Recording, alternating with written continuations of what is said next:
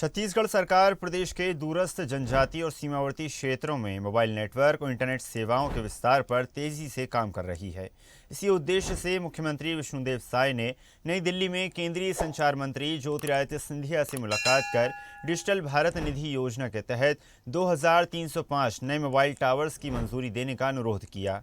मुख्यमंत्री ने कहा कि राज्य के कई दुर्गम क्षेत्रों में आज भी संचार सुविधाएं सीमित हैं, जिससे लोगों को शिक्षा, स्वास्थ्य, बैंकिंग और ऑनलाइन सेवाओं के साथ सरकारी योजनाओं का पूरा लाभ नहीं मिल पाता।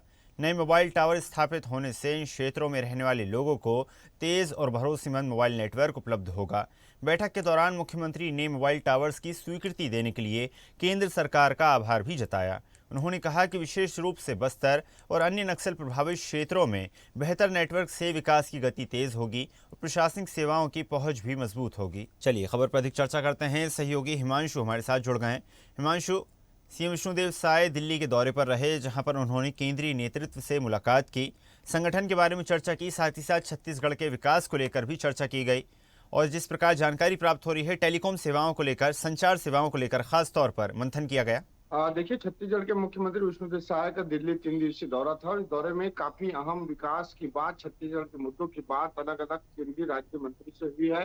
जिस तरह से केंद्रीय मंत्रियों से मुलाकात में पहले तो ज्योतिरादित्य सिंधिया जो कि संचार प्रमुख मंत्री है, ऐसे में कैसे संचार प्रौद्योगिकी क्षेत्र पे छत्तीसगढ़ के हर वो गाँव को नेटवर्क से जोड़ा जाए, जहाँ पर मोबाइल कनेक्टिविटी उपलब्ध कराई जाए, उसके लिए सार्थक रूप से उनसे चर्चा हुई। उसके साथ साथ जिस तरह से पूरा बात कीजिए, 461 गांव में स्थायी ग्रिड कनेक्टिविटी AIIA स्थापना के लिए सहयोग भी मांगा गया। इसके साथ साथ राजनांदगांव में 10,500 करोड़ की गैस आधारित यूरिया परियोजना पर भी चर्चा की गई। इसके साथ छत्तीसगढ़ में बस्तर विजन को लेकर प्रधानमंत्री से चर्चा की गई, क्योंकि अब नक्सल मुक्त हो गया है, उस क्षेत्र को कैसे डेवलप किया जाए, इस पर सार्थक रूप से चर्चा हुई। इसके साथ केंद्रीय कृषि मंत्री शिवराज चौहान से मुलाकात कर बस्तर में अरुणाचल मॉडल पर सड़क बनाने की मांग उन्होंने शिवराज से की है। इसके साथ मुख्यमंत्री विष्णुदेव साय ने केंद्रीय जनजातीय कार्य मंत्री जुएल ओराम से भी मुलाकात की। बस्तर संभाग के 7 जिलों के 461 पूर्व नक्सल प्रभावित क्षेत्र, जहां पर बिजली पहुंचाने के लिए 435 करोड़ रुपए विशेष सहायता की मांग उन्होंने की है।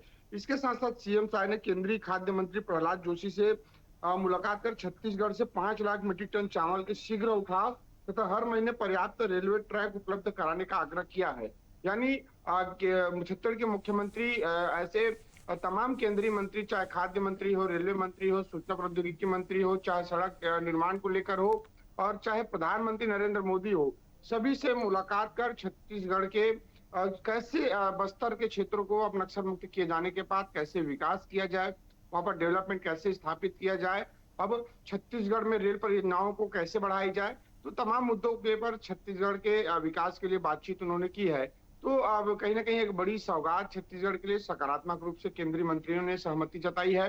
उसके साथ साथ राष्ट्रपति से मुलाकात कर तमाम उन जनजातीय और जो बस्तर पंडुम के विजेता है, उनसे मुलाकात राष्ट्रपति के साथ उन्होंने किया है। साथ ही उन तमाम जो पंडुम के विजेता है, उन्हें स्वयं अपने हाथों से भोजन परोसने का काम मुख्यमंत्री साय ने किया है। तो कई ऐसी बड़ी कहीं ना कहीं एक सार्थक सफर जो रही है, वो मुख्यमंत्री साय ने छत्तीसगढ़ की पूरी की है, क्योंकि छत्तीसगढ़ के बस्तर से लेके सरगुजा और तमाम वनांचल क्षेत्रों पे वो नेटवर्किंग से लेके, सड़कें से लेके, वो तमाम चीजें कैसे उपलब्ध कराई जाए, इसके लिए चर्चा जो है मुख्यमंत्री ने की है। जी बिल्कुल माना जा सकता है, छत्तीसगढ़ के विकास को लेकर केंद्रीय नेतृत्व से सीएम साय की सार्थक चर्चा हुई। आपका धन्यवाद हिमांशु, जुड़ने के लिए और जानकारी साझा करने के लिए। ताज़ा खबरों के लिए लाइक, फॉलो और यूट्यूब पर सब्सक्राइब कर बेल आइकन दबाएं। साथ ही हर अपडेट के लिए विजिट करें स्वदेशलाइव.com।